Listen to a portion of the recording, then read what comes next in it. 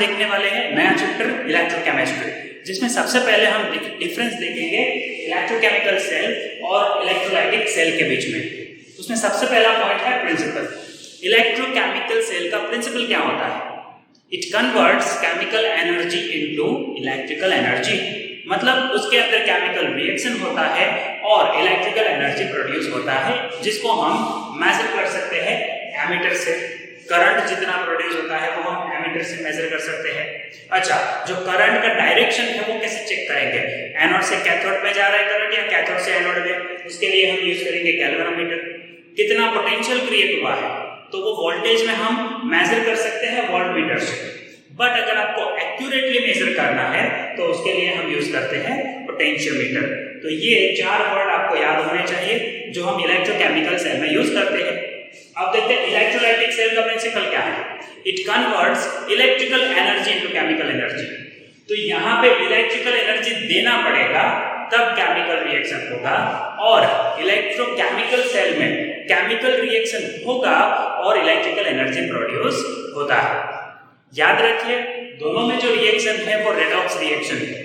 यहाँ पे redox reaction होगा और एनर्जी प्रोड्यूस होती है इलेक्ट्रिकल एनर्जी। यहाँ पे हमको इलेक्ट्रिक करंट देना पड़ेगा तब रेडॉक्स रिएक्शन होगा। दोनों में एनोड और कैथोड का बहुत ही बड़ा इंपॉर्टेंस है। अब यहाँ पे आपको ये कंफ्यूजन नहीं होना चाहिए कि इसमें एनोड पे क्या होगा, यहाँ पे एनोड पे क्या होगा। दोनों में एनोड पे होता है ऑक्सीडेशन और कैथोड पे होता है रिडक्शन। लेकिन यहाँ पे जो एनोड है वो नेगेटिव होता है और जो कैथोड है वो पॉजिटिव है। किसमें? इलेक्ट्रोकेमिकल सेल में। लेकिन अगर आप देखो तो इलेक्ट्रोलाइटिक सेल में एनोड पॉजिटिव है, कैथोड नेगेटिव है। ऐसा क्यों? तो आप समझिए, यहाँ पे रिएक्शन अपने आप होता है। तो जैसे अगर जिंक हमने एज अ एनोड लिया, आपको टेक्स्ट बुक में डायग्राम आप देखो तो उसमें आप देखोगे पता चलेगा आपको एनोड पे हमने जिंक लिया और कैथोड पे कॉपर। ये एग्जांपल टेक्स्ट बुक में है। तो जिंक कन्वर्ट्स इनटू Zn+2, मतलब एनोड पे हुआ ऑक्सीडेशन रिएक्शन। और कैथोड पे क्या होता है? सॉल्यूशन में से कॉपर+2 कैथोड पे आता है और वहां डिपॉजिट होता है। तो कब आएगा कॉपर+2 कैथोड पे? जब वहां पे इलेक्ट्रॉन आएगा तो वो इलेक्ट्रॉन से कॉपर+2 अट्रैक्ट होता है, तो इसलिए कॉपर+2 वहां पे डिपॉजिट हो जाता है। सो एनोड बनेगा नेगेटिव और कैथोड बनेगा पॉजिटिव। सो जहां पे रिडक्शन रिएक्शन हुआ उसे कैथोड कहना है और जहां पे ऑक्सीडेशन रिएक्शन हुआ उसे एनोड। सो इलेक्ट्रोकेमिकल सेल में रिएक्शन से पता चलेगा कौन एनोड है कौन कैथोड। अच्छा, तो इसका मतलब यहाँ पे ऐसा नहीं है कि एनोड पे ऑक्सीडेशन नहीं होगा, यहाँ पे भी एनोड पे ऑक्सीडेशन होगा। लेकिन यहाँ एनोड कौन बनेगा और कैथोड कौन बनेगा ये कौन डिसाइड करे? बैटरी। अगर आप बैटरी का जो टर्मिनल है, पॉजिटिव टर्मिनल, वो किसी इलेक्ट्रोड को अटैच कराते हो तो वो इलेक्ट्रोड बनेगा एनोड, और जो इलेक्ट्रोड को बैटरी के नेगेटिव टर्मिनल से कनेक्ट करते हो वो बन जाएगा कैथोड। सो यहाँ पे हम डिसाइड कर सकते हैं किसे एनोड बनाएंगे और किसे कैथोड। जबकि यहाँ पे क्या होता है इलेक्ट्रोकेमिकल सेल में, जिसपे ऑक्सीडेशन रिएक्शन होगा उसको एनोड गिनना है, जिसपे रिडक्शन रिएक्शन होगा उसे कैथोड कंसीडर करना है। तीसरी इंपॉर्टेंट बात आती है सॉल्ट ब्रिज। तो अगर आप सॉल्ट ब्रिज की बात करो तो क्या है?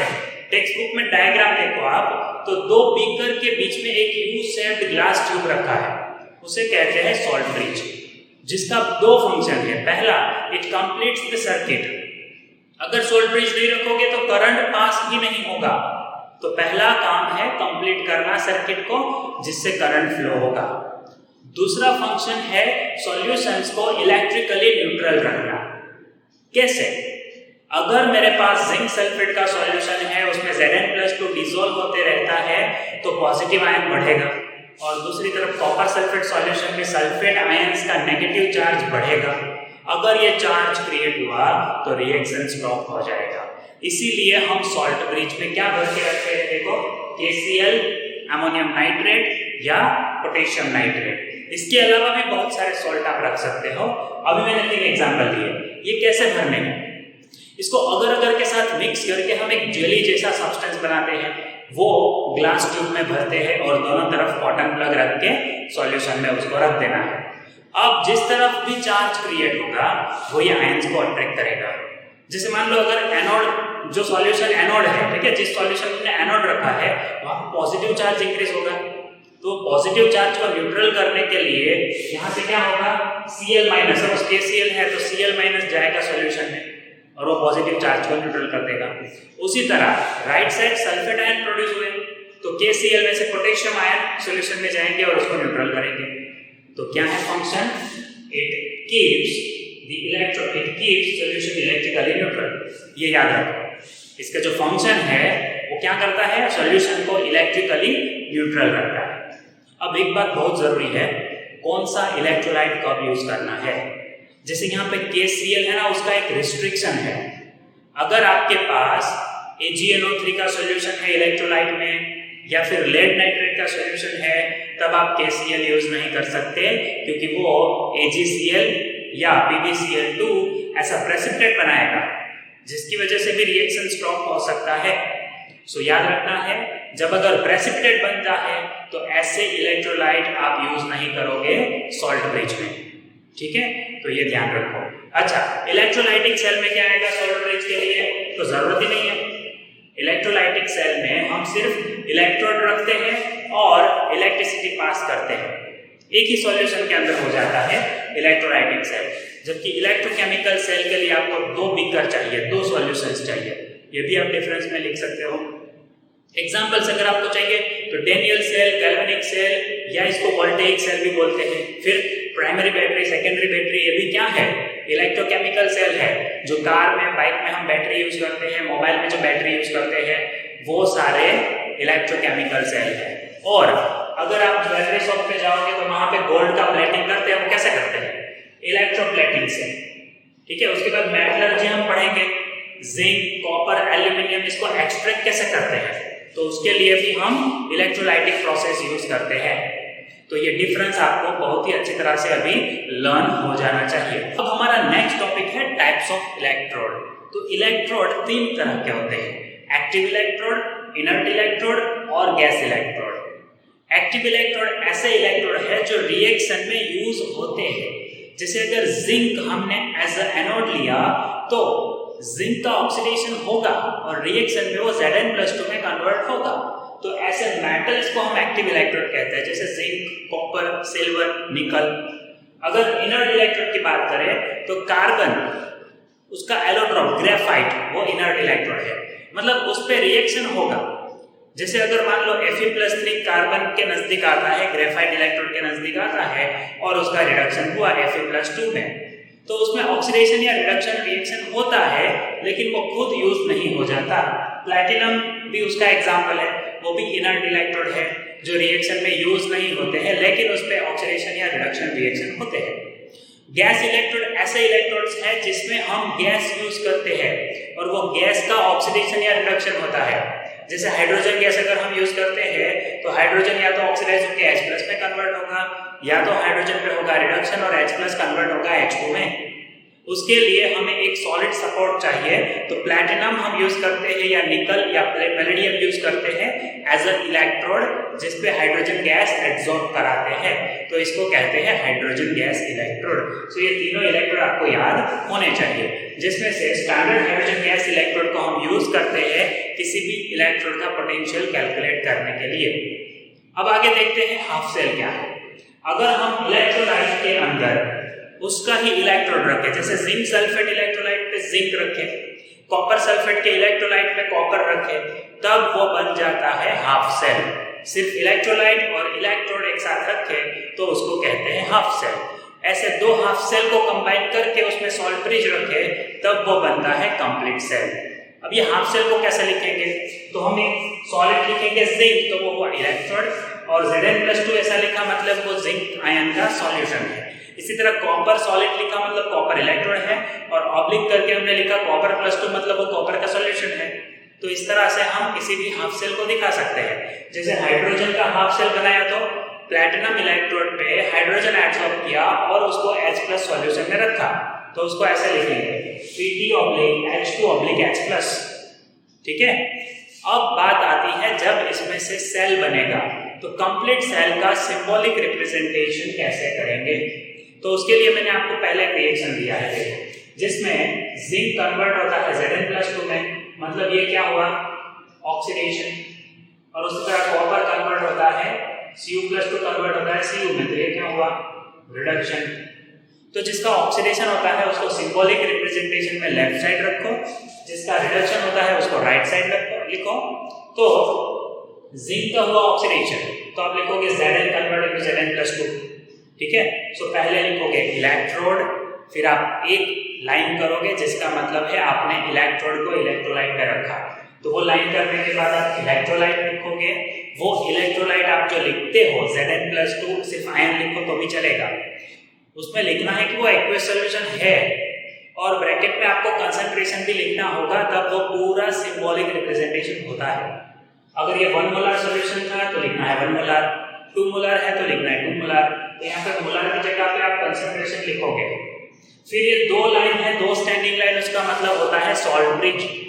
सॉल्ट ब्रिज के बाद आप लिखोगे दूसरा इलेक्ट्रोलाइट, तो दूसरा इलेक्ट्रोलाइट कौन सा है, Copper+2, तो आप लिखो Copper+2, वहां पे भी उसका कंसंट्रेशन मोलारिटी में लिखो। फिर वापस आप एक स्टैंडिंग लाइन करोगे, और ये Copper+2 में कौन सा इलेक्ट्रोड रखा है, कॉपर रखा है, तो आप लिख दो कॉपर।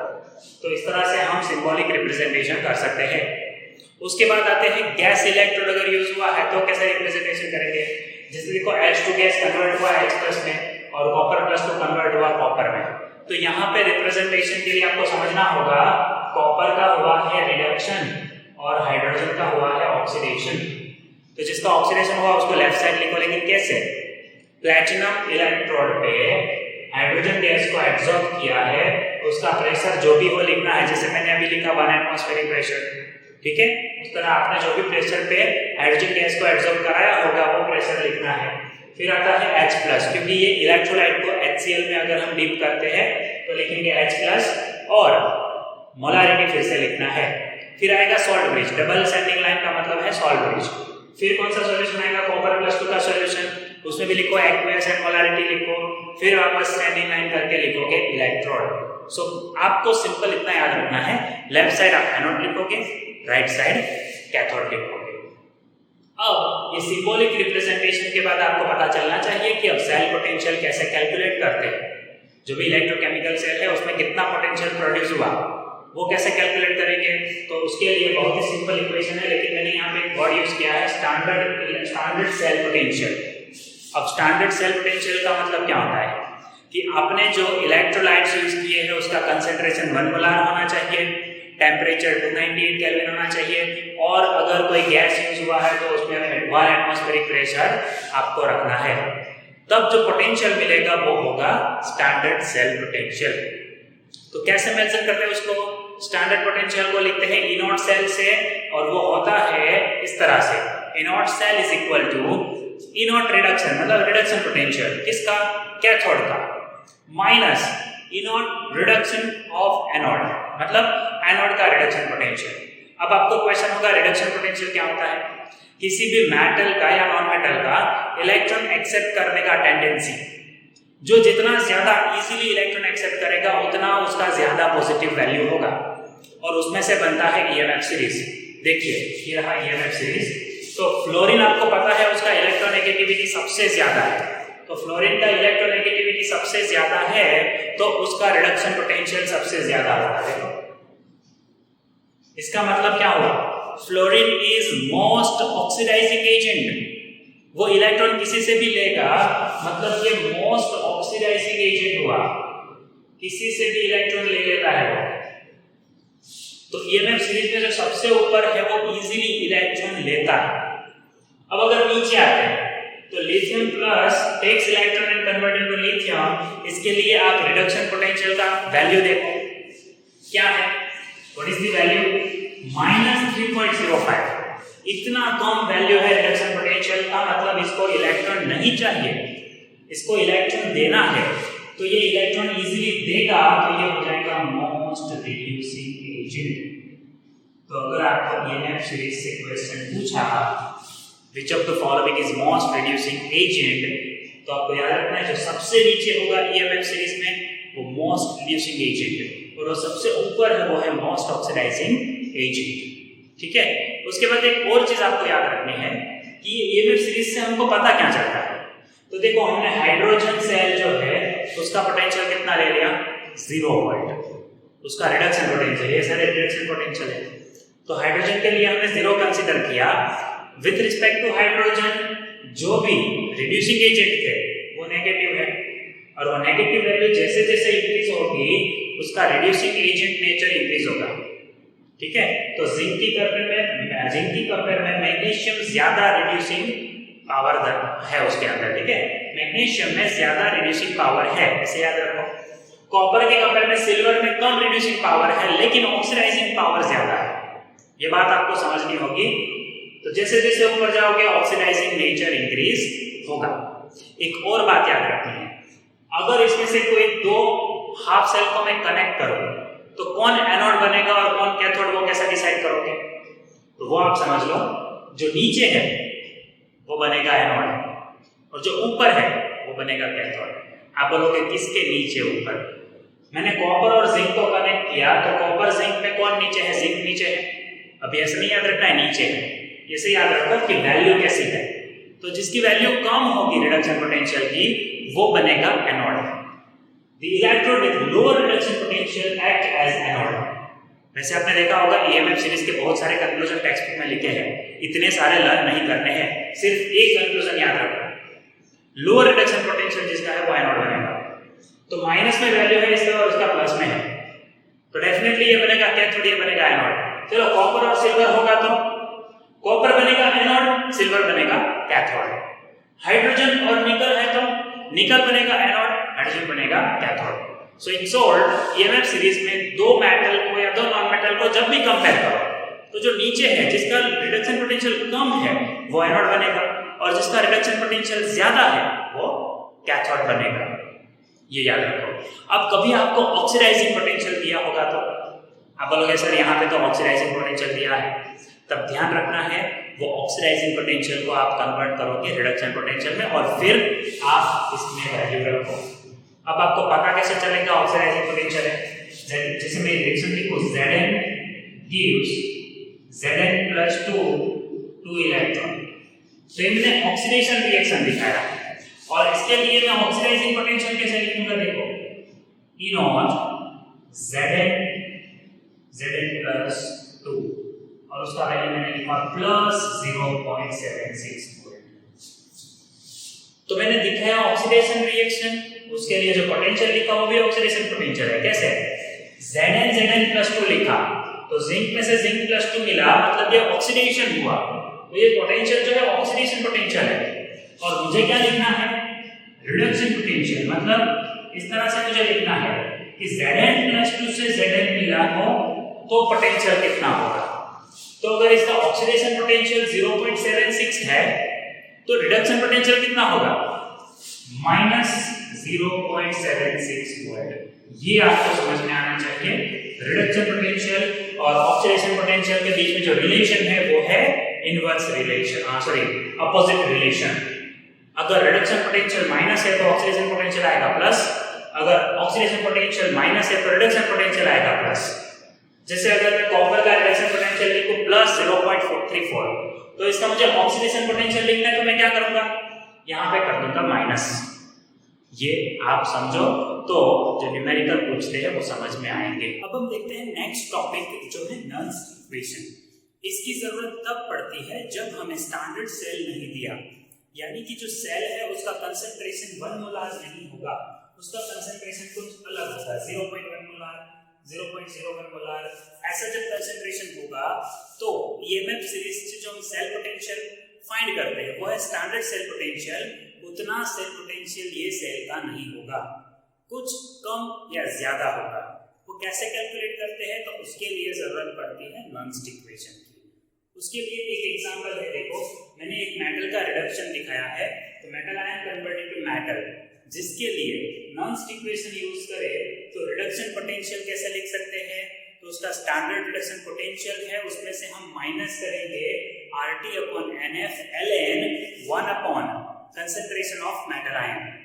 तो ये इक्वेशन को आगे अगर हम किसी सेल में यूज करें, जैसे जिंक और कॉपर का हमने गैल्वेनिक सेल जो देखा था चैप्टर के स्टार्टिंग में, उसमें अगर हम लिखे तो सेल पोटेंशियल क्या होगा? Standard cell potential minus RT फिर ln को हम log में कन्वर्ट करें तो 2.303 log होगा। सो r into t into 2.303 upon f, ये वैल्यू कांस्टेंट होती है जिसका वैल्यू आएगा 0.059 और n चेंज होगा। जैसे ये रिएक्शन के लिए इलेक्ट्रॉन ट्रांसफर 2 है तो n इक्वल टू हुआ 2 और log के बाद हम यहाँ क्या लिखेंगे, प्रोडक्ट अपन रिएक्टेंट आप बोल सकते हो, प्रोडक्ट कंसंट्रेशन अपन रिएक्टेंट कंसंट्रेशन, या ऐसे याद रखो एनोड कंसंट्रेशन अपन कैथोड कंसंट्रेशन। यहाँ पे एक चीज जानना जरूरी है कि एनोड का जो कंसंट्रेशन लिखते हैं उसके ऊपर पावर लिखना होता है, आगे जो भी मोल्स होंगे वो। उसी तरह कैथोड का कंसंट्रेशन लिखते हैं उसके ऊपर पावर लिखना है, आगे जो भी मोल है। अभी मोल्स 1 है इसलिए मैंने कुछ नहीं लिखा। नेक्स्ट एग्जांपल में देखो आगे मोल्स 3 है, यहाँ पे मोल्स 2 है, बैलेंसिंग किया है ना इसलिए। तो ये 2 है तो वहां पे स्क्वायर आएगा और जहां 3 है तो वहां क्यूब आएगा। कंसंट्रेशन का स्क्वायर और क्यूब इस तरह से करना है। और n क्या होगा यहाँ पे, तो 3 2s are 6 और 2 3s are 6, तो जो चार्ज है उतना इलेक्ट्रॉन ट्रांसफर होता है, तो n इक्वल टू लिखोगे 6। तो ये इक्वेशन में दो चेंजेस आपको करने होंगे, हर एक इक्वेशन में ये चेंज होगा, otherwise the overall equation is same. ये इक्वेशन को अगर ध्यान से देखो तो आपको एक और बात पता चलेगी कि अगर आप कैथोड का कंसंट्रेशन इंक्रीज करते हो तो 10⁻⁻⁴ से सपोज आपने -2 किया तो ओवरऑल वैल्यू जो ये है वो कम हो जाएगा। इसका मतलब है E0 सेल में से कम वैल्यू माइनस करोगे तो E सेल इंक्रीज होगा। सो कैथोड कंसंट्रेशन इंक्रीज करने से सेल पोटेंशियल इंक्रीज होगा। लेकिन अगर आप एनोड कंसंट्रेशन इंक्रीज करते हो तो सेल पोटेंशियल, यहाँ जो वैल्यू है वो डिक्रीज होगा, क्योंकि ये पोटेंशियल इंक्रीज करने से माइनस वैल्यू है तो ज्यादा इसमें से डिक्रीज होगा, है ना, तो ई सेल डिक्रीज होगा। याद रखना है आपको, एनोड कंसंट्रेशन इंक्रीज करोगे तो क्या होगा, सेल पोटेंशियल डिक्रीज होगा। कैथोड का कंसंट्रेशन इंक्रीज करोगे तो सेल पोटेंशियल इंक्रीज होगा। ये याद रखो, एमसीक्यू में पूछ सकते हैं। दूसरा इंपॉर्टेंट यूज है नॉनस्ट इक्वेशन का इक्विलिब्रियम कांस्टेंट फाइंड करने के लिए। इक्विलिब्रियम कांस्टेंट की बात करें मतलब जब इक्विलिब्रियम होगा तो ई सेल 0 हो जाएगा, तो ये जो माइनस वैल्यू है पूरा राइट साइड ले लो तो वो प्लस हो गया, तो E0 cell equal to 0.059 upon n as it is है। लो प्रोडक्ट अपॉन रिएक्टेंट को कहते हैं इक्विलिब्रियम कांस्टेंट, ठीक है, तो हमने इसकी जगह पे लिख दिया k। गिब्स फ्री एनर्जी भी हम फाइंड कर सकते हैं, लेकिन क्या होता है Gibbs free energy, delta G equal to minus NF E0 cell, तो E0 सेल पता है तो हम गिब्स फ्री एनर्जी फाइंड कर सकते हैं। इसी तरह डेल्टा G को फिर हम E के साथ रिलेट कर सकते हैं, कैसे, delta G equal to minus 2.03 RT log K। आप E0 सेल में ये वैल्यू रखो तो आपको मिल जाएगा RT log K, 2.03 RT log K, आगे माइनस है वो नहीं भूलना है, ठीक है। अब एक न्यूमेरिकल देख लेते हैं। फाइंड, अच्छा एक और यूज था, सॉरी, pH भी फाइंड कर सकते हैं हम। नॉनस्ट इक्वेशन से pH भी फाइंड कर सकते हैं। pH होता है negative log of H+। So suppose अगर कभी हमने हाइड्रोजन सेल यूज किया है तो यहाँ पे किसी एक जगह पे H+ का कंसंट्रेशन आता होगा, सो उसका नेगेटिव log लेंगे तो वो क्या होता है pH। So nonst equation can be used to find pH also. अब एक न्यूमेरिकल देखते हैं। Find the EMF of the given cell. ये सेल है जिसमें क्रोमियम का ये कंसंट्रेशन है, आयरन का ये कंसंट्रेशन है। आपको हाफ सेल पोटेंशियल दिए, सो पहला काम क्या करोगे, E0 सेल फाइंड करो। सबसे पहला काम आपका ये होगा E0 सेल फाइंड करना है। कैसे, आपको पता चलना चाहिए इसमें कौन कैथोड कौन एनोड। ये कैथोड है तो आप यहाँ लिखोगे E0 Fa+2 to Fe, cathode का ये रिडक्शन रिएक्शन है, ठीक है। उसी तरह एनोड पे भी हमें लिखना तो रिडक्शन पोटेंशियल ही होता है, तो इसको भी आप एनोड पे जो है उसको भी आप ऐसा रिडक्शन दिखाओगे, तो Cr+3 से Cr, तो ये हुआ रिडक्शन पोटेंशियल ऑफ कैथोड, ये हुआ रिडक्शन पोटेंशियल ऑफ एनोड। और जो पोटेंशियल दिए है वो लिखो, Fe का पोटेंशियल है -0.45 और क्रोमियम का पोटेंशियल है -0.75, ब्रैकेट में रखना है क्योंकि आगे माइनस है, माइनस माइनस होगा प्लस, तो कितना आंसर आएगा बोलो, यहाँ पे आप लिखोगे प्लस तो आंसर हो जाएगा पॉजिटिव, क्योंकि ये वैल्यू बड़ा है ना, तो ई नॉट सेल आपको मिल गया। चलो ई नॉट सेल हो गया कितना 0.30 वोल्ट। अब आपको सेल पोटेंशियल चाहिए तो उसके लिए नॉन्स इक्वेशन लिखोगे। नॉन्स इक्वेशन क्या होता है E naught cell minus 0.059 upon n log जो एनोड है वो ऊपर लिखना है Cr+3 और कैथोड नीचे लिखना है Fe+2।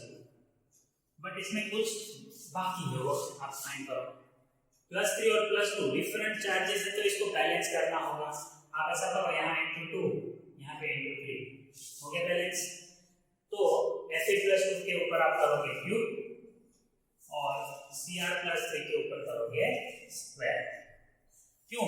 क्योंकि इतना ही कोएफिशिएंट्स रिएक्शन में होगा। देखो और दूसरी चीज 3 2 6 2 3 6 सो n = 6 ले लो, यहाँ पे लिख दो 6। अब वैल्यूज रखो। ई नॉट सेल कितना मिला 0.30 माइनस 0.059 अपॉन 6 log Cr+3 के 0.1 को लिख सकते हैं 10⁻⁻1 उसका करना है स्क्वायर और नीचे है Fe+2 है 0.01 जिसको लिख सकते हैं 10⁻2 उसका करना है क्यूब। अब फिर से ये एज इट इज लिखो, अभी इसमें कोई चेंज मत करो। ओके log क्या आएगा 10⁻⁻1 का स्क्वायर है तो 10⁻2 और -2 का क्यूब है तो 2 3 6 लेकिन वो -6 ऊपर आएगा तो +6 -2 और +6 कितना हो जाएगा +4। तो मैं यहीं पे लिख देता हूँ +4। ये +4 आगे इसके साथ मल्टीप्लाई होगा तो 0.30 माइनस 0.059 को बोल सकते हैं 0.06 अप्रोक्स में बोल रहा हूँ, इसको 0.06 बोल सकते हैं। मल्टीप्लाई होगा 4 से तो वैल्यू हो जाएगा 0.24 6 4 24 डिवाइड बाय क्या है 6 है तो क्या आंसर आएगा बोलो 0.30 और यहाँ पे क्या बचेगा 0.04। वेरी गुड ठीक है। अब आपको इस माइनस करना है 0.30 में से ये माइनस करो, इतना सिंपल तो आना चाहिए आपको 0.26 वोल्ट। तो ये मिला क्या ई सेल फाइंड कर रहे हैं, बहुत ही सिंपल है। तो हम देखते हैं next numerical calculate delta G not and equilibrium constant for the reaction at 298 kelvin. तो रिएक्शन ये दिया है कि copper +2 react with Fe to give Fe+2 and copper। तो यहाँ पे देखो कॉपर का हुआ है रिडक्शन और आयरन का हुआ है ऑक्सीडेशन, जिसके लिए हमें हाफ सेल पोटेंशियल्स भी दिए हैं। तो अगर आपको डेल्टा G नॉट चाहिए तो आपको क्या पता होना चाहिए ई नॉट सेल, लेकिन ई नॉट सेल नहीं दिया तो पहले हम ई नॉट सेल कैलकुलेट करते हैं। उसके लिए हमें कैथोड में से एनोड का रिडक्शन पोटेंशियल माइनस करना है। तो कैथोड कौन होगा जिसका रिडक्शन हुआ, सो लिखो ई नॉट Cu+2 Cu, ये हो गया कैथोड का रिडक्शन पोटेंशियल। और एनोड कौन है Fe तो वो लिखो, तो ये हो गया एनोड का ऑक्सीडेशन रिडक्शन पोटेंशियल। अब आप ये रिडक्शन पोटेंशियल जो किए वो लिखो, कॉपर है 0.34 माइनस करके Fe का जो वैल्यू है वो माइनस में है, पहले ब्रैकेट में रखा है हमने, माइनस माइनस अब करोगे तो प्लस होगा तो 0.34 प्लस 0.44 क्या आंसर होगा 0.78 वोल्ट। तो ये आपको ई नॉट सेल मिला। अब आप डेल्टा G नॉट फाइंड कर सकते हो कैसे, -n मतलब इलेक्ट्रॉन ट्रांसफर, तो यहाँ पे n = 2 है। देखो Cu+2 से Cu बना, Fe से Fe+2, सो 2 इलेक्ट्रॉन का ट्रांसफर। F होता है फैराडे कांस्टेंट 96500 और ई नॉट सेल हमें कितना मिला 0.78।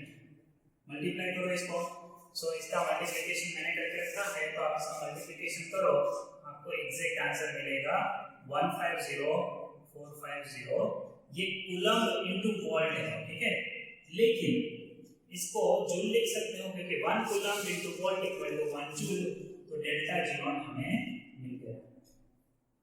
अब हमें फाइंड करना है इक्विलिब्रियम कांस्टेंट, उसके लिए दो इक्वेशन है। एक तो आप टर्न्स इक्वेशन रख सकते हो, E nought cell equal to 0.059 upon n log k, या फिर आप डेल्टा जी से फाइंड कर सकते हो।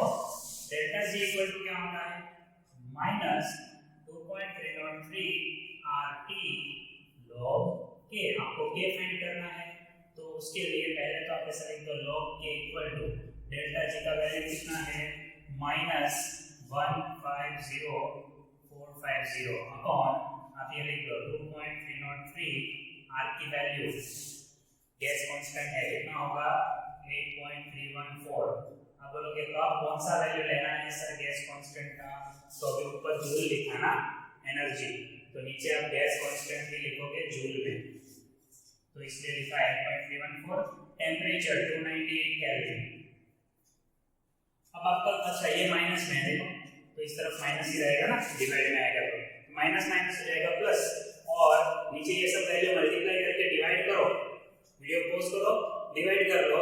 आंसर बहुत सिंपल है, अगर इसको आप डिवाइड करते हो तो आंसर आएगा 26.3677। लेकिन ये तो log k है ना, आपको तो k फाइंड करना है, so you take antilog of 26.3677। याद रखना पॉइंट से पहले जो है वो पावर हो जाता है 10⁻26, सो आपको 0.3677 का एंटीलॉग फाइंड करना है, जिसका वैल्यू होगा 2.331। भाई मैं ये सब वैल्यूज आपका टाइम ना बिगड़े इसलिए पहले ही करके रखा है ना। तो इम्पोर्टेंट ये है कि आपको ये स्टेप समझ में आने चाहिए। लास्ट में आप 3677 इसका एंटीलॉग फाइंड करोगे, लॉग टेबल अगर देखोगे तो उसमें एंटीलॉग में 0.36 ऐसा लिखा होगा, और ऊपर 1 0 1 2 3 ऐसे होता है, 7 के सामने आपको देखना है कौन सी वैल्यू है, और 7 का मेन डिफरेंस उसमें ऐड करना है, तो वो आंसर आएगा 2331, जिसमें हमें एक डिजिट के बाद पॉइंट रखना है, सो 2.331 ये आंसर है। सो k मिल गया, इक्विलिब्रियम कांस्टेंट है, और डेल्टा जी माइनस में है, मतलब रिएक्शन स्पॉन्टेनियस है। कभी-कभी ऐसा पूछेंगे कि आपको ये वैल्यूज दिए हैं, क्या ये रिएक्शन अपने आप होगा, whether the reaction is spontaneous or not, तो आपको लिखना है यस, माइनस में वैल्यू है ना, so the reaction is spontaneous। अब हम स्टार्ट करते हैं हमारा नेक्स्ट टॉपिक जो है कंडक्टर्स। कंडक्टर्स वो सब्सटेंसेस है जो इलेक्ट्रिसिटी को इजीली कंडक्ट करते हैं।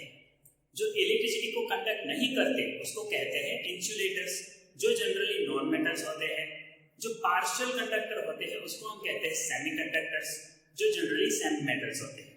हमें डिस्कस करना है यहाँ पे कंडक्टर्स, वो हो सकते हैं मेटल्स या फिर वो मेटल के सॉल्ट्स। तो मेटल्स को हम कहते हैं मेटेलिक कंडक्टर्स, और उसके जो सॉल्ट्स है उसको हम कहते हैं इलेक्ट्रोलाइटिक कंडक्टर्स।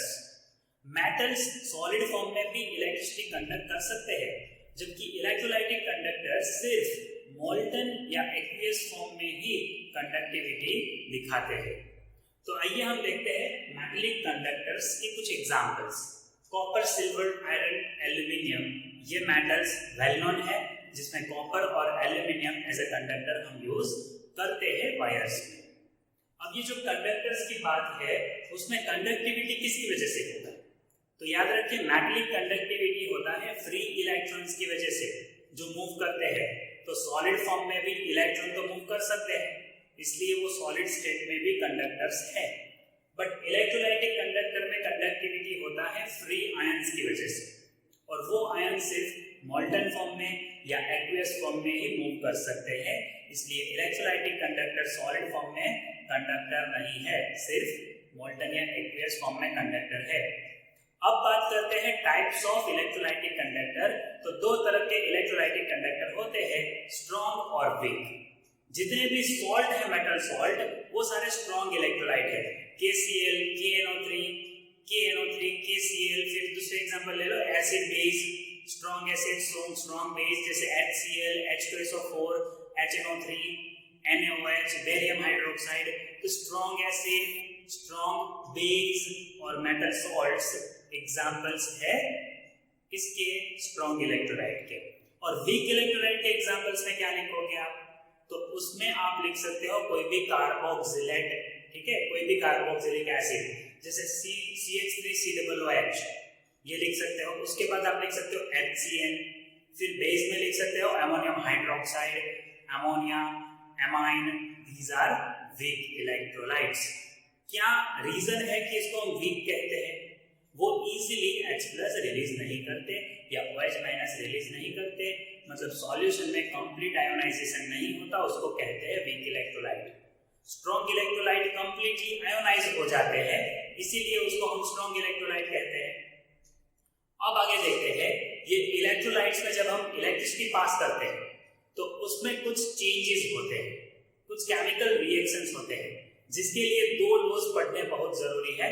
फैराडेज लॉ, तो फर्स्ट लॉ उसमें क्या है, जितना चार्ज पास करोगे उतना वेट डिपॉजिट होगा, मतलब weight deposited is directly proportional to the charge passing through the solution.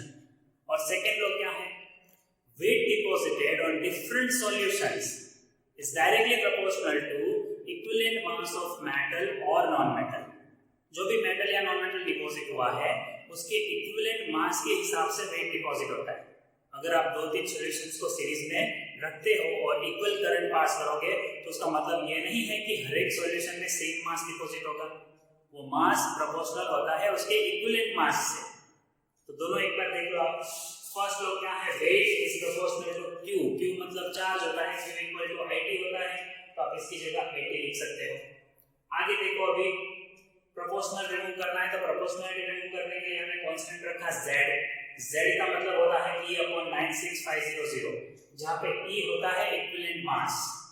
तो ये इक्वेशन आप फाइनल याद रखो, न्यूमेरिकल्स के लिए बहुत इंपॉर्टेंट है। W = EIT/96500। 96500 हमने क्यों रखा, ये IT को फैराडे में कन्वर्ट करने के लिए। I × T होता है कूलम, उसको 96500 से डिवाइड करो तो फैराडे में आपको आंसर मिलेगा। और नेक्स्ट है, weight is proportional to equivalent mass, जो सेकंड लॉ है उसके हिसाब से हम लिख सकते हैं W1/W2 = E1/E2। तो अगर आपको एक सब्सटेंस का वेट डिपॉजिट कितना होगा वो दिया है, तो दूसरे सब्सटेंस का वेट कितना डिपॉजिट होगा आप कैलकुलेट कर सकते हो। देखते हैं यहां से कैसे न्यूमेरिकल्स पूछते हैं। तो पहला न्यूमेरिकल आपको पूछा है ये, calculate the mass of copper deposited and volume of O2 liberated. कितना कॉपर डिपॉजिट हुआ और कितना O2 लिबरेट हुआ, ये आपको कैलकुलेट करना है। By 100 ampere current and 5 hours, for 5 hours you are passing it, क्योंकि आपको करंट और टाइम तो पता होना चाहिए। अब कॉपर का कितना वेट डिपॉजिट हुआ वो फाइंड करना तो बहुत सिंपल है। क्या करोगे आप, वेट ऑफ कॉपर डिपॉजिट कितना हुआ उसके लिए आप ऐसा कर सकते हो, equivalent mass into IT/96500। Equivalent mass कैसे मिलेगा, कॉपर का मॉलिक्यूलर मास, एटॉमिक मास है 63.5 और इसका वैलेंसी 2 है ना, उससे डिवाइड करो तो 63.5 डिवाइड बाय 2 होता है इक्विवेलेंट मास, जो मिलेगा 31.75। पता चलना चाहिए, फिर नहीं पूछो कि ये कहां से आया। आपने एटॉमिक मास को 2 से डिवाइड किया तो ये मिला। I होता है करंट, 100 लिखो।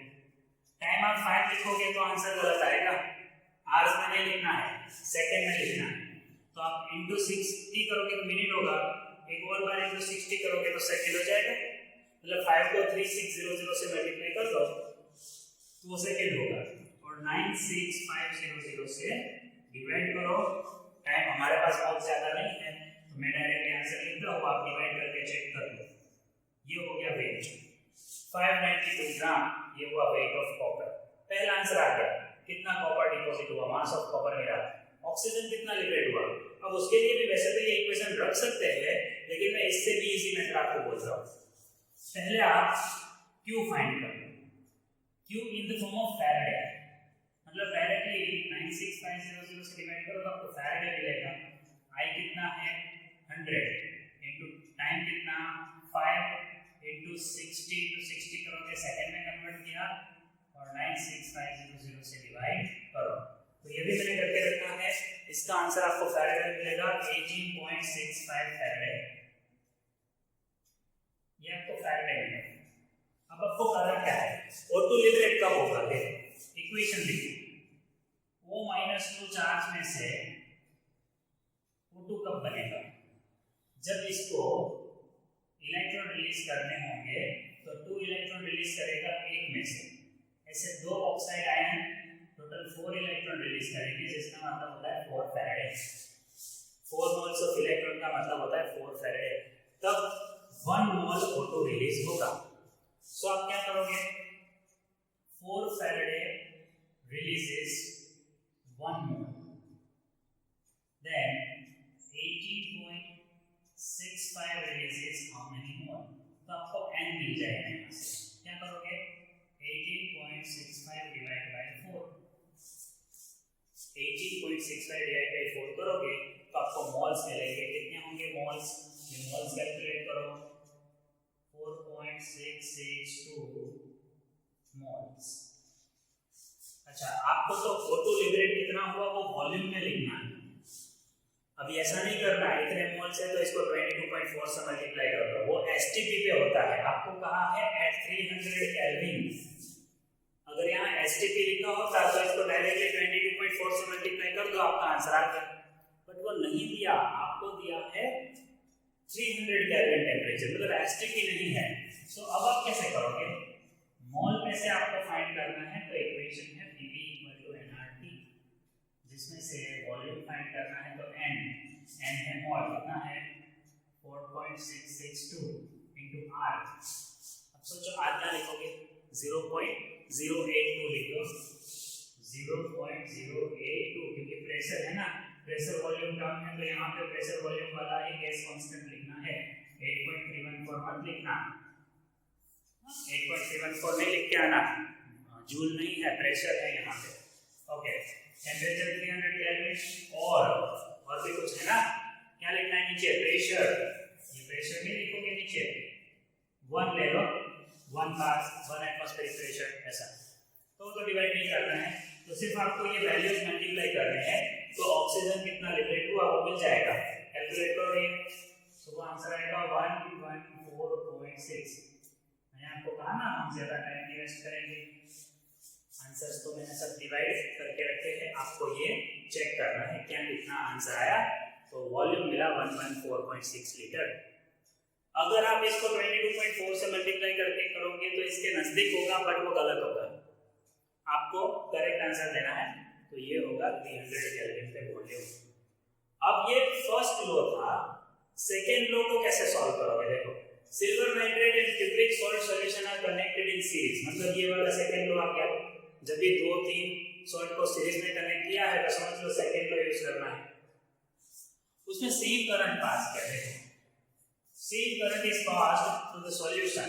Weight of the silver deposited is 1.08, मतलब एक सब्सटेंस का वेट दे दिया, आप उसको W1 बोल दो। W1 है 1.08 और उसका इक्विवेलेंट मास भी लिख दो 108।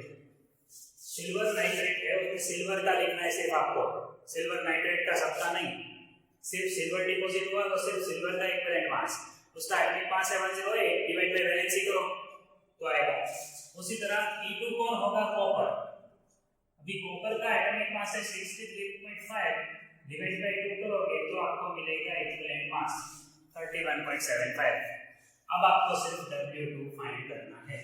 देखो, calculate the weight of copper deposited. So equation रखो, सिंपल इक्वेशन रखने से आंसर आ जाएगा। क्या फाइंड करना है? W2, उसको ऊपर रखो। अभी W1 का वैल्यू रखो 1.08, उसके साथ E2 मल्टीप्लाई करो, E2 मतलब ये 31.75 और E1 को नीचे डिवाइड में लेके आ जाओ, W2 ऊपर ले गए तो E1 को नीचे लेके आ जाओ, 108। अभी देखो 1.08 into 100 108 होगा, सो 31.75 डिवाइड बाय 100 कितना होगा? 0.3175 ग्राम। इतना कॉपर डिपॉजिट होगा। तो फर्स्ट लॉ और सेकंड लॉ दोनों का एप्लीकेशंस भी हमने ये दोनों न्यूमेरिकल्स में देख लिया। तो वर्कशीट होगा नीचे देखो डिस्क्रिप्शन में, उसमें इससे रिलेटेड भी न्यूमेरिकल्स होंगे, तो उसकी भी प्रैक्टिस करो। कभी ऐसा भी हो सकता है आपको कितना वेट डिपॉजिट हुआ वो दे दिया होगा और पूछेंगे कितना करंट पास करना होगा 5 आवर्स के लिए, या 100 एम्पियर करंट कितने टाइम के लिए पास करना होगा अगर इतना वेट डिपॉजिट करना है। सो टाइम या करंट भी पूछ सकते हैं, समझ में आना चाहिए अगर ऐसे न्यूमेरिकल पूछते हैं तो उसके लिए ये इक्वेशंस याद रखो। अब हम देखते हैं प्रोडक्ट ऑफ इलेक्ट्रोलिसिस, मतलब जब इलेक्ट्रोलाइटिक सॉल्यूशन में इलेक्ट्रिसिटी पास करेंगे तो एनोड और कैथोड पे क्या प्रोड्यूस होगा। सो ये देखते हैं, सबसे पहला हम लेते हैं लिक्विड फॉर्म में NaCl। सो मोल्टन NaCl है, मतलब सॉल्यूशन में सिर्फ Na+ और Cl- है। सो एनोड होता है पॉजिटिव, तो उस पे जाएगा नेगेटिव आयन Cl- और वो बन जाएगा Cl2 गैस। उसी तरह कैथोड होता है नेगेटिव, तो उस पे जाएगा पॉजिटिव आयन सोडियम आयन, वो बन जाएगा सोडियम। तो आप समझ लो एनोड पे क्लोरीन गैस प्रोड्यूस होगा, कैथोड पे सोडियम डिपॉजिट होगा। लेकिन अगर हम एक्वियस फॉर्म रखते हैं, NaCl का एक्वियस सॉल्यूशन लेते हैं जो डाइल्यूट है, तो एनोड पे Cl- जाएगा लेकिन प्रोड्यूस नहीं हो पाएगा, लिबरेट नहीं होगा, उसका वहां पे ऑक्सीडेशन नहीं होगा, ऑक्सीडेशन हो जाएगा ऑक्सीजन का और हमें मिलेगा ऑटो गैस। उसी तरह कैथोड पे Na+ भी जाएगा लेकिन रिडक्शन होगा हाइड्रोजन का, इसलिए वहां मिलेगा हाइड्रोजन गैस। जब डाइल्यूट सॉल्यूशन, अगर कंसंट्रेटेड सॉल्यूशन है तो ऑक्सीजन की जगह हमें Cl2 गैस मिलेगा क्योंकि उसका कंसंट्रेशन ज्यादा है। लेकिन कंसंट्रेटेड सॉल्यूशन में भी सोडियम प्रोड्यूस नहीं होगा क्योंकि हाइड्रोजन का रिडक्शन पोटेंशियल 0 है, तो वो इजीली रिड्यूस हो जाएगा। तो क्या वैल्यू आएगा यहाँ, क्या मिलेगा यहाँ पे H2 गैस। सो याद रखो NaCl चाहे डाइल्यूट हो या कंसंट्रेटेड, कैथोड पे H2 ही मिलेगा। एनोड पे Cl2 मिल सकता है अगर कंसंट्रेटेड NaCl है। सो ये प्रोडक्ट जो मिलते हैं वो याद रखने हैं आपको MCQ के लिए। अब अगर हम कॉपर सल्फेट का एक्वियस सॉल्यूशन लेते हैं और इलेक्ट्रोड कॉपर है, एनोड कैथोड दोनों पे इलेक्ट्रोड कॉपर है, तो प्रोडक्ट दोनों पे आप कॉपर ही लिखोगे, दोनों पे कॉपर का ही रिएक्शन होगा। लेकिन अगर कॉपर सल्फेट एक्वियस सॉल्यूशन है, प्लैटिनम या ग्रेफाइट का इलेक्ट्रोड रखा है, तो एनोड पे ऑक्सीजन गैस प्रोड्यूस होगा बट कैथोड पे तो अभी भी कॉपर ही डिपॉजिट होगा। तो ये प्रोडक्ट्स है, ये आपको याद रखने हैं एमसीक्यू के लिए। तो अब हम स्टार्ट करते हैं नेक्स्ट टॉपिक, इलेक्ट्रोलाइटिक कंडक्टेंस। लेकिन कंडक्टेंस समझने से पहले आपको पता होना चाहिए रेजिस्टेंस क्या है। तो फिजिक्स में आपने इक्वेशन देखा है resistance equal to voltage upon current, लेकिन यहाँ पे हम देखेंगे कि रेजिस्टेंस लेंथ और एरिया से भी हम फाइंड कर सकते हैं। तो resistance is directly proportional to length and inversely proportional to area. अगर ये प्रोपोर्शनलिटी हमें रिमूव करना है तो क्या करेंगे, हम प्रोपोर्शनलिटी कांस्टेंट रखेंगे जिसको कहते हैं rho. So R equal to rho into L upon A, और इसका यूनिट होगा ओम। अगर आपको रेजिस्टेंस का यूनिट पूछते हैं तो आप लिखोगे ओम। अब रेजिस्टेंस पे से हमें पता चल गया कि रेजिस्टिविटी क्या है। देखो resistivity is equal to resistance into A upon L। A को यहाँ मल्टीप्लाई में लेंगे, L को डिवाइड में लेंगे, तो इस तरह से आपको रेजिस्टिविटी मिला और उसका यूनिट भी पता चल जाएगा। R क्या होता है ओम, और A अपॉन L क्या होगा मीटर। कैसे, मीटर स्क्वायर अपॉन मीटर, तो आएगा मीटर। सो आपको यूनिट मिल गया रेजिस्टिविटी का। एक बात याद रखो, रेजिस्टिविटी किसी सब्सटेंस का नेचर होता है। तो रेजिस्टिविटी अगर सब्सटेंस चेंज करोगे तो चेंज होगा। वायर का लेंथ बढ़ाने से या एरिया कम करने से या बढ़ाने से रेजिस्टेंस चेंज होगा, रेजिस्टिविटी चेंज नहीं होगा, वो कांस्टेंट है। टेम्परेचर चेंज करोगे तो उसमें चेंज होगा, लेकिन लेंथ एरिया चेंज करने से रेजिस्टिविटी चेंज नहीं होगा। अब देखते हैं कंडक्टेंस क्या है। तो रेजिस्टेंस के रेसिप्रोकल को कहते हैं कंडक्टेंस। तो उसके इक्वेशन को भी आप पूरा उल्टा करके लिख सकते हो यहाँ पे। तो ये हमें मिल गया कंडक्टेंस, जिसके लिए आप यूनिट क्या लिखोगे, रेजिस्टेंस का यूनिट है ओम, तो कंडक्टेंस का यूनिट आएगा ओम इनवर्स। लेकिन इसके लिए दूसरा एक ऐसा यूनिट है जो है सीमेन। ये साइंटिस्ट था, उसके ही नाम से हमने रख दिया है उसका यूनिट सीमेन, कंडक्टेंस का यूनिट है। अब देखते हैं कंडक्टिविटी या स्पेसिफिक कंडक्टिविटी क्या होता है। तो ये जो 1/ρ है वो है कंडक्टिविटी। अगर आप रो को कहते हो रेसिस्टिविटी, तो उसके रेसिप्रोकल को कहेंगे कंडक्टिविटी या स्पेसिफिक कंडक्टिविटी। तो ऐसा समझना बहुत सिंपल है, रेजिस्टेंस के रेसिप्रोकल को कहोगे रेसिप्रोकल को कहोगे स्पेसिफिक कंडक्टिविटी या फिर कंडक्टिविटी के नहीं है, ये कप्पा है, दिस इज कप्पा। अब ये कैसे लिखोगे? तो आपने कहा कि वो 1/ρ है, सो 1/ρ है तो ये लिखो 1/ρ। अब L को मल्टीप्लाई में ले जाओ G के साथ और A को डिवाइड कर दो, सो G × L/A। ये आपको क्या मिला? कंडक्टिविटी। अब यहाँ यूनिट कैसे लिखोगे? देखो G होता है कंडक्टेंस, तो उसका यूनिट सीमेन, और L/A है तो मीटर इनवर्स लिखो या सेंटीमीटर इनवर्स। तो ऐसे आप यूनिट लिख सकते हो। यूनिट देख के भी पता चलना चाहिए कि आपको क्या दिया है, किसी वैल्यू के पीछे ये यूनिट है, मतलब आपको दिया है स्पेसिफिक कंडक्टिविटी कप्पा, कंडक्टेंस नहीं दिया, ये समझ में आना चाहिए। अब टेम्परेचर चेंज करेंगे तो इसमें कोई चेंज होगा? तो जरूर होगा। क्या होगा? देखो, when temperature is increased the specific conductivity will increase. Reason क्या लिखोगे? Kinetic energy of ions increases, तो कंडक्टिविटी इंक्रीज होगा। लेकिन अगर डाइल्यूशन करते हैं तो कंडक्टिविटी डिक्रीज होगा। उसका रीजन है कुछ फ्रैक्शन ऑफ वॉल्यूम में आयंस कम हो जाएंगे, तो उसकी वजह से क्या होगा? डिक्रीज होगा कंडक्टिविटी अगर हम डाइल्यूशन करते हैं। इसके बाद देखते हैं कि क्या होता है सेल कांस्टेंट। यहाँ पे जो L/A है इसी को कहते हैं cell constant. So cell constant is L/A। So मैं ऐसा कर सकता हूँ K / G, ये G को डिवाइड में ले जाओ तो L/A = K/G। लेकिन आपको पता है 1/G क्या होता है? What is 1/G? रेसिप्रोकल है, देखो, तो 1/R इज G, तो 1/G इज R, तो 1/G की जगह R लिखो, तो इसकी जगह पे आप मल्टीप्लाई करोगे R से, तो L/A है cell constant which is equal to K × R। K क्या है? स्पेसिफिक कंडक्टिविटी, R क्या है? रेजिस्टेंस। दोनों का मल्टीप्लिकेशन देगा सेल कांस्टेंट। इसका यूज होता है जब आपके पास कोई अननोन सब्सटेंस है, उसका कंडक्टिविटी फाइंड करना है, तब न्यूमेरिकल देखेंगे इसके। बहुत ही सिंपल टॉपिक है, आपको समझ में आ जाएगा। अब आते हैं नेक्स्ट टॉपिक, मोलर कंडक्टिविटी पे। मोलर कंडक्टिविटी या इक्विवेलेंट कंडक्टिविटी, ये क्या होता है? जब आप स्पेसिफिक कंडक्टिविटी को मोलारिटी से डिवाइड करते हो, याद रखना C क्या है यहाँ पे? Molarity, C is the molarity, और यहाँ पे C क्या है? मोलारिटी। तो अगर आप स्पेसिफिक कंडक्टिविटी को मोलारिटी से डिवाइड करते हो तो आपको मिलेगा मोलर कंडक्टिविटी, क्योंकि मोलर कंडक्टिविटी का मतलब क्या होता है? 1 मोलर सब्सटेंस का कंडक्टिविटी, 1 मोलर सॉल्यूशन का कंडक्टिविटी।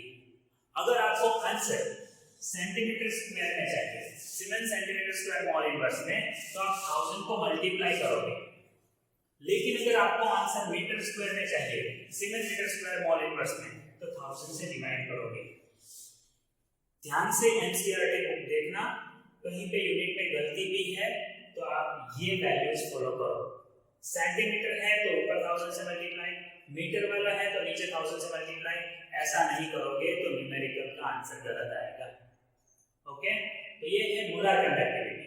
अब इक्विवेलेंट कंडक्टिविटी मुझे करना है, तो अगर इक्विवेलेंट कंडक्टेंस फाइंड करना है तो हम K / नॉर्मलिटी करेंगे, और आंसर में आपको ऐसे चाहिए अगर siemens centimetre square equivalent inverse, तो आप 1000 से मल्टीप्लाई करोगे।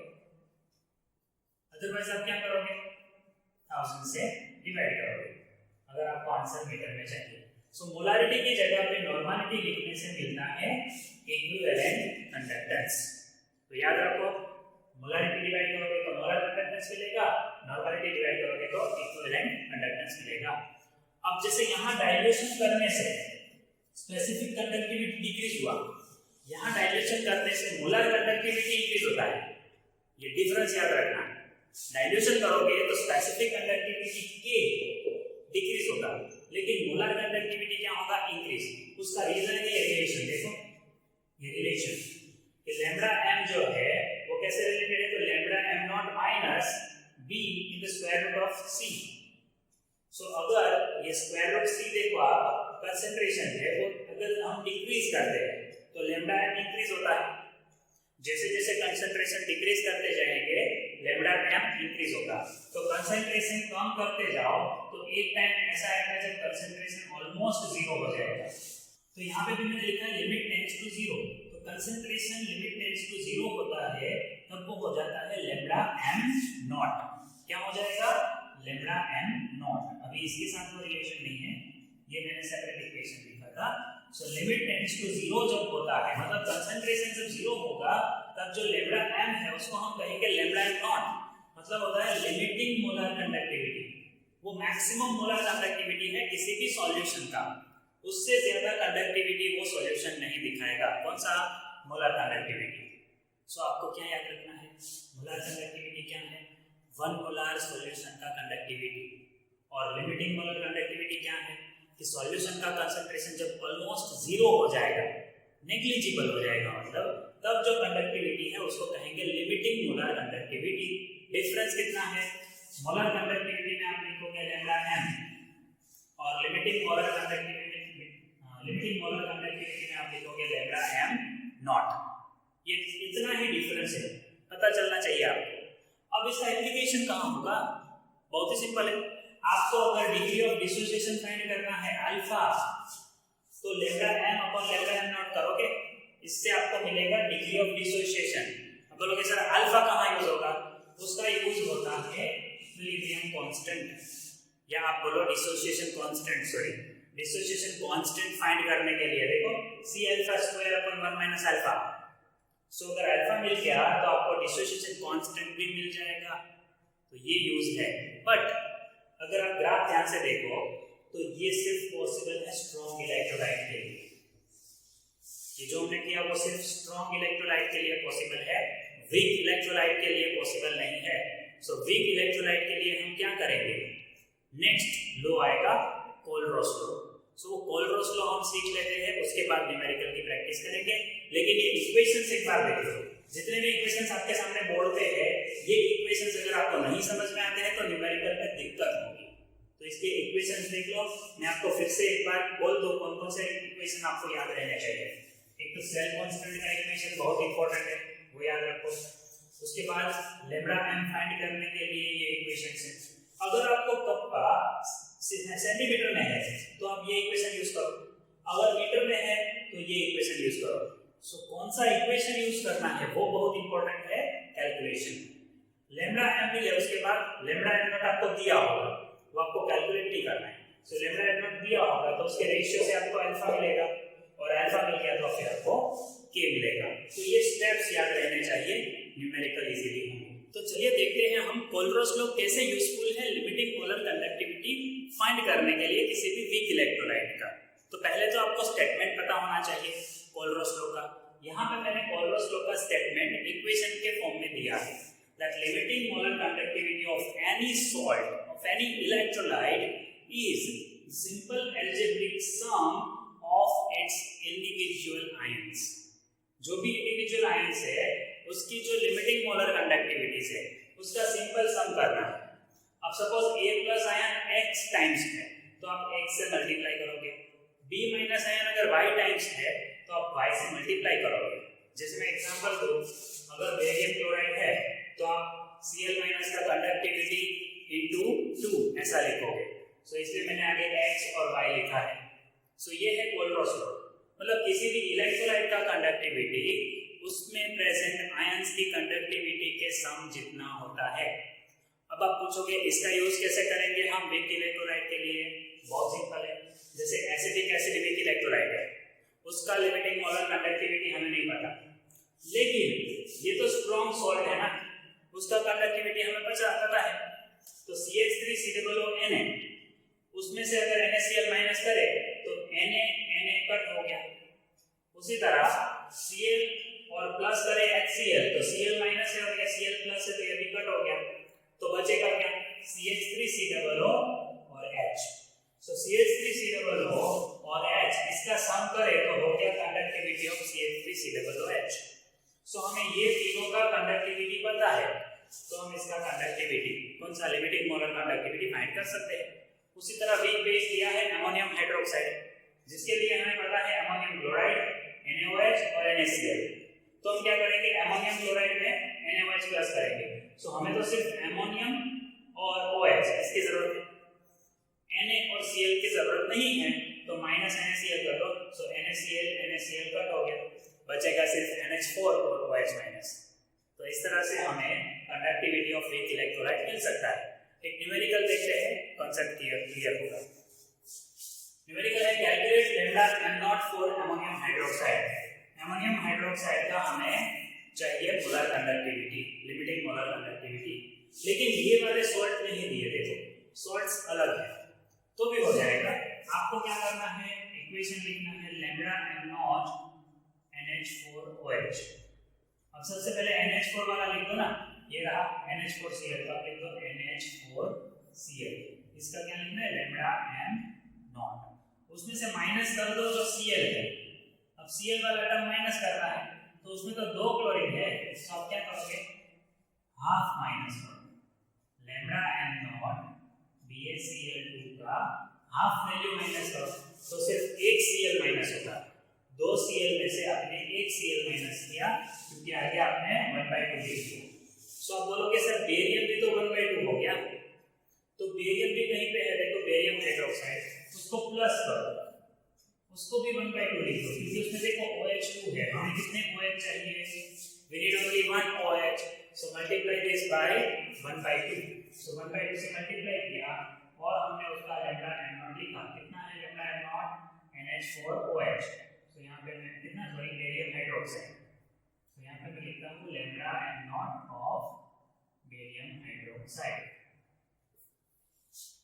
ठीक है, अब क्या करना है, वैल्यूज देखो, अमोनियम क्लोराइड का वैल्यू देखो कितना है 129.8 माइनस 1/2, फिर बेरियम क्लोराइड का वैल्यू देखो 240.6, फिर प्लस 1/2 करके ये वैल्यू लिख दो 457.6। अब पहले 1/2 से आप मल्टीप्लाई करो, मतलब 240.6 डिवाइड बाय 2 करो, 457.6 डिवाइड बाय 2 करो, फिर 129.8 में से ये माइनस करो और ये प्लस करो तो आपको आंसर मिलेगा 238.3। यूनिट क्या रहेगा, lambda sorry ohm inverse centimetre square mole inverse, ये हो गया lambda am not of NH4OH। तो मिल गया एक इलेक्ट्रोलाइट का कंसंट्रेशन। ठीक है, इस तरह से आपको याद रखना है। So Kohlrausch is very important to find limiting molar conductivities of weak electrolyte. अब देखते हैं numericals based on molar conductivity. तो पहला न्यूमेरिकल है resistance of conductivity cell filled with 0.1 molar KCl solution is 100 ohm. So ये concentration का solution है, उसका रेजिस्टेंस इतना है। Then if the resistance of the same cell and filled with, तो नेक्स्ट कंसंट्रेशन ये है, उसका रेजिस्टेंस भी दिया है, तो calculate the conductivity and molar conductivity of 0.02 molar KCl। मतलब ये नेक्स्ट सॉल्यूशन के लिए कंडक्टिविटी मतलब K और लिमिटिंग मोलर कंडक्टिविटी मतलब लैम्डा m, ये दोनों कैलकुलेट करना है। तो उसके लिए सबसे पहले हमें पता होना चाहिए सेल कांस्टेंट। ये फाइंड करने के लिए सेल कांस्टेंट पता होना चाहिए। तो सेल कांस्टेंट का मैंने आपको इक्वेशन लिखवाया था कि R K कितना है, 0.1 मोलर KCl के लिए हमें K दिया है 1.29 सीमेन मीटर इनवर्स में, और उसके लिए R कितना है, देखो 0.1 मोलर कंसंट्रेशन के लिए R है 100। सो अगर आप ये मल्टीप्लाई करोगे तो आंसर आएगा 129, और ये मिला सेल कांस्टेंट। अब सेल कांस्टेंट मिला है, उसको आप कहाँ यूज करोगे, नेक्स्ट जो कंसंट्रेशन है उसका K फाइंड करने के लिए। सेल कांस्टेंट को आप G स्टार से दिखा सकते हो, ऐसा भी लिख सकते हो। तो अब K क्या हो जाएगा, बोलो G स्टार, K फाइंड करना है तो G स्टार अपन R आएगा, सो R से डिवाइड करोगे। G स्टार मतलब 129 है, और R की वैल्यू बोलो कौन सा होगा, अभी नेक्स्ट सॉल्यूशन जो है उसका रेजिस्टेंस 520। सो 129 को अगर आप 520 से डिवाइड करोगे तो आंसर आएगा 0.248, और ये आपने क्या फाइंड किया है, K। अब K होता है स्पेसिफिक कंडक्टिविटी, तो उसका यूनिट आप लिखोगे सीमेन मीटर इनवर्स। K आपको मिल गया पहला आंसर। अब लैम्डा एन फाइंड करना है, तो लैम्डा एन फाइंड करने के लिए K/C इतना तो आपको पता है। अब मीटर वाला है तो इक्वेशन याद करो, मैंने आपको क्या कहा था, मीटर है तो नीचे आपको 1000 से मल्टीप्लाई करना है, तभी आपका आंसर करेक्ट आएगा। सो K लिखो 0.248 डिवाइड बाय C है कंसंट्रेशन 0.02, हमें 0.02 मोलर KCl का K और लैम्डा एन फाइंड करना था, ये याद रखना है। तो इनटू 1000 करो यहाँ पे, सो ये होगा 0.248 डिवाइड बाय 0.02 इनटू 1000 20 होगा। तो ये डिवाइड करो आप, तो आपको अप्रॉक्स आंसर मिल जाएगा। कितना होगा वो आंसर देखो, मैं डायरेक्टली इसको कन्वर्ट कर देता हूँ पावर में, ठीक है। यहाँ पे अगर मैं देखूंगा तो मेरे पास 0.124 आंसर आएगा, जिसको डायरेक्टली मैं कन्वर्ट करता हूँ 124 into 10⁻⁴ में। ये है सीमेन मीटर स्क्वायर मोल इनवर्स में आंसर। डिवीजन चेक करो, जो आपको आंसर मिलेगा उसको आप ये नोटेशन में चेंज करो 124 into 10⁻⁴। ओके, अभी देखते हैं next, the conductivity of 0.001028 molar CH3COOH is, मतलब आपको इसका कंडक्टिविटी कैलकुलेट करना है, ठीक है। सो दिया है कितना है उसका कंडक्टिविटी, ये रहा 4.95 into 10⁻⁵। तो कंसंट्रेशन और कंडक्टिविटी दिया है, फाइंड क्या करना है, कैलकुलेट डिसोसिएशन कांस्टेंट। मतलब के ए आप लिख दो, सिर्फ के से आपको कंफ्यूजन होगा तो अप्पा के साथ, है ना। आपको डिसोसिएशन कांस्टेंट फाइंड करना है, उसके लिए आपके पास इक्वेशन था C alpha square upon 1 minus alpha, लेकिन अल्फा क्या होता है, lambda m upon lambda m not, but lambda m क्या होता है। सो यहाँ पे आपको पहले फाइंड करना होगा लैम्डा m, जिसके लिए जो कंडक्टिविटी दिया है उसको C से डिवाइड करो, लेकिन अभी सेंटीमीटर है तो ऊपर 1000 आएगा। देखो आप वैसे पूछ सकते हो सर कभी 1000 से डिवाइड करते हो, कभी 1000 से मल्टीप्लाई, मीटर टर्म है तो 1000 से डिवाइड करोगे, सेंटीमीटर टर्म है यूनिट में तो आप 1000 से मल्टीप्लाई करोगे। ये इतना सिंपल याद रखो। अभी जो वैल्यू दिया है कंडक्टिविटी का वो लिखो 4.95 into 10⁻⁵ into 1000 से मल्टीप्लाई करो और नीचे लिखो कंसंट्रेशन जो बहुत ही छोटा है, देखो 0.001028। ये करोगे तो आपको लैम्डा m मिल जाएगा। कितना होगा लैम्डा m, फाइंड करो। लैम्डा m का वैल्यू आपको मिलेगा 48.15। टाइम ना वेस्ट हो इसलिए मैंने ये पहले ही करके देखा था, आप चेक करो 48.15 आ रहा है कि नहीं। अगर आ गया है तो अब हम फाइंड कर सकते हैं alpha, lambda m upon lambda m naught. Lambda m लिख देता हूं 48.15 और लैम्डा m नॉट कितना दिया है, ये 390.5, जिससे आपको अल्फा मिलेगा। कितना होगा 0.1233, ये मिला आपको अल्फा। अल्फा मिलने के बाद अब हम फाइंड कर सकते हैं Ka, मतलब डिसोसिएशन कांस्टेंट। कैसे मिलेगा, C alpha square upon 1 minus alpha। C होता है 0.001028 कंसंट्रेशन है, अल्फा कितना मिला 0.1233 का उसका स्क्वायर कर दो, नीचे लिखो 1 minus 0.1233। सॉल्व करो इसको, क्विकली सॉल्व करोगे तो आपका आंसर मिलेगा 1.78 into 10⁻⁵। और याद रखो यहाँ पे अल्फा का कोई यूनिट नहीं होता, C मतलब कंसंट्रेशन है, तो यहाँ पे कंसंट्रेशन का यूनिट आएगा मोल लीटर इनवर्स या मोल पर लीटर। तो ऐसा नहीं कि कोई डिसोसिएशन कांस्टेंट का यूनिट नहीं होगा, इसका यूनिट आएगा डिपेंडिंग ऑन कंसंट्रेशन। सो ये हो गया डिसोसिएशन कांस्टेंट जो आपको पूछा था। स्टेप्स क्या है देख लो, C alpha square upon 1 minus alpha, मतलब आपको अल्फा फाइंड करना है। Alpha equal to lambda m upon lambda m naught. Lambda m naught दिया है लिमिटिंग मोलर कंडक्टिविटी, तो आपको मोलर कंडक्टिविटी फाइंड करना है। मोलर कंडक्टिविटी फाइंड करने का इक्वेशन है specific conductivity upon molarity, but 1000 से मल्टीप्लाई अगर क्या है सेंटीमीटर और 1000 से डिवाइड अगर क्या है मीटर। ये कंसेप्ट याद रखो, कभी गलती नहीं होगी। तो अब ये है हमारा चैप्टर का लास्ट टॉपिक, बैटरीज। बैटरीज में हम दो तरह का क्लासिफिकेशन कर सकते हैं, प्राइमरी बैटरीज और सेकेंडरी बैटरीज। प्राइमरी बैटरीज वो बैटरीज है जिसको हम रिप्रोड्यूस नहीं कर सकते, वापस उसको चार्ज नहीं कर सकते, जिसमें एक है ड्राई सेल और दूसरा है मर्क्यूरी सेल।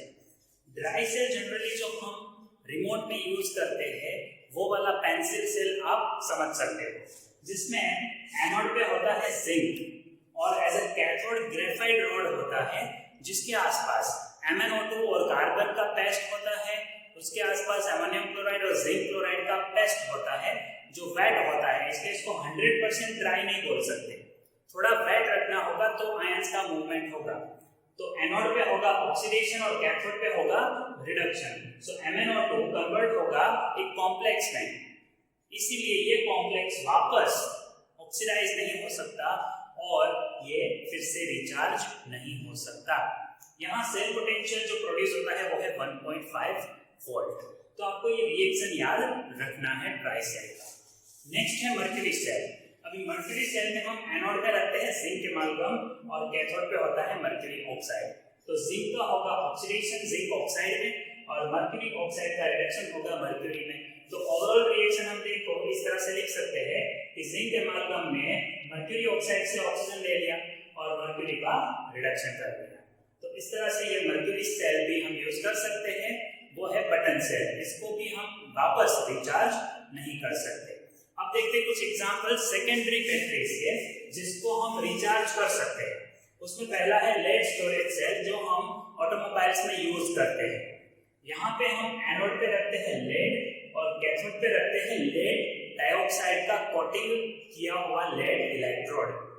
सो एनोड पे ऑक्सीडेशन होगा और लेड सल्फेट मिलेगा, कैथोड पे PbO2 का रिडक्शन होगा और लेड सल्फेट मिलेगा। सो यहाँ 0 से +2 हुआ है, ऑक्सीडेशन है, और यहाँ +4 से +2 हुआ है, मतलब रिडक्शन है। अब अगर मान लो आपको ऐसा पूछा तो कि इसका discharge process sorry recharge process लिखो, ये डिस्चार्ज प्रोसेस है। अगर आपको इसका रिचार्ज प्रोसेस लिखना है तो एनोड के रिएक्शन को उल्टा कर दो। ये राइट साइड जो है वो आगे लिख दो, लेफ्ट साइड है वो पीछे, और यहाँ नाम दे दो कैथोड। एनोड को कैथोड बना दो और कैथोड को एनोड बना दो, लेकिन रिएक्शन को उल्टा कर दो। सो अगर आपको रिचार्ज प्रोसेस पूछा है तो इसी में से लिख लेना है।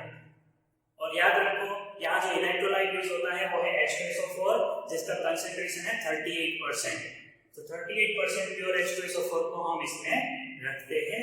ये है लेड स्टोरेज सेल।